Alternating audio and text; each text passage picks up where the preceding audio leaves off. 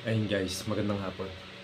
Ang topic natin ngayon ay disadvantage and advantage ng isang pagiging OFW dito sa Taiwan. Sa disadvantage muna tayo para maganda. Yung disadvantage dito ay una sa lahat, malayo ka sa pamilya mo. Yun, talagang malulungkot ka. Hindi mo sila makakasama, hindi mo sila makikita, hindi mo sila mahawakan. Doon lang sa video call, doon mo na sila makikitang lumalaki, makikitang naglalaro, tumatawa. Yun, doon mo lang sila makikita na masaya. Hindi mo sila makikita in personal talaga. Tapos, isa pang disadvantage ay matututo kang kumain mag-isa.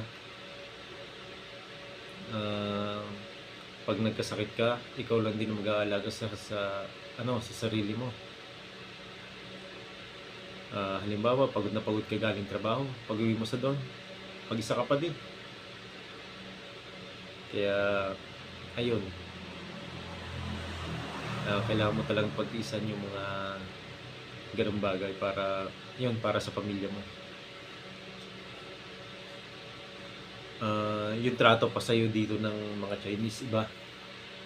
Hindi sila katulad nung, kasi yung ina-accept nila na kanila tong bansa, so tayo dapat makisama ng ayos lang sa kanila. Ganun yung mangyayari sa'yo dito. Pero syempre, hahayaan mo na lang kung ano yung trato nila sa'yo. Dahil din sa, syempre, nagtatrabaho ka dito para sa pamilya mo, kaya yun, hahayaan mo na lang. Haba yung pasensya mo dito. Tapos, ayun,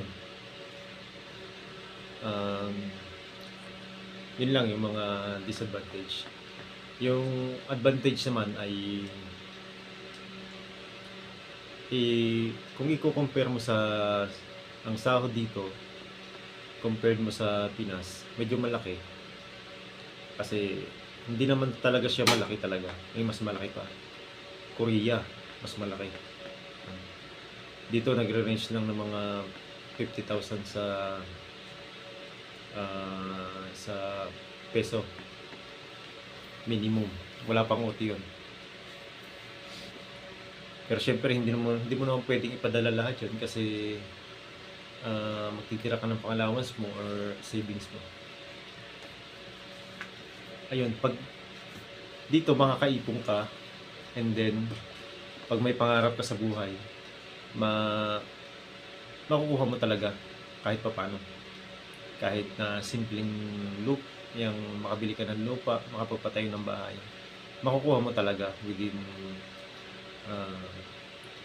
siguro mga 6 years, ganyan. Meron ka na nun. Kasi kung ikukumpara mo yung sahod dito kaysa sa Pinas kasi 10 years, 20 years ka na nagtatrabaho, tapos nasa minimum wage ka pa lang, talagang halos baka mangutang ka pa, babagan ka pa sa utang sa mahal na mga bilihin. Yun ang isa sa mga advantage. Tapos yung hospital bill dito ay mura. Yun ang maganda dito sa Taiwan.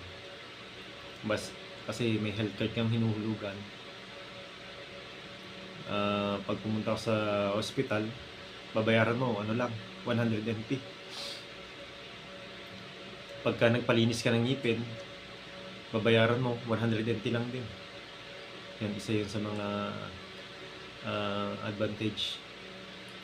And then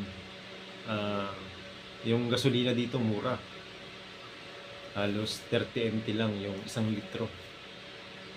So pag meron ka ditong motor,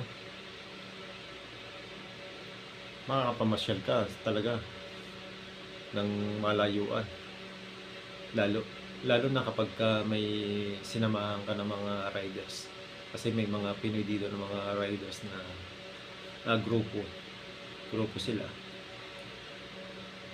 Tinitingnan nila kung kailan yung mga bakasyon na 3 days, 4 days, tapos doon sila nag-set up ng mga ano, ng mga lakad nila. Yung cost of living dito medyo mura din, makakain ka din ng ayos. Yun, advantage din yun. Yun lang. Yun lang yung naisip ko ngayon eh. Dito sa Taiwan, maganda yung yung nagsisimula ka pa lang dito, isipin mo na agad na mag-ipon, makapagpatayo agad ng makabili agad ng lupa or bahay na gusto mo. Para kung sakali na magtuloy-tuloy man yung journey mo dito, hindi ka masiro pag-uwi. Yun. Yun agad yung maging setup mo dito. I-manage mo ng ayos yung pera mo para hindi masayang yung paghihirap mo dito. At yun lang guys. Ingat and God bless.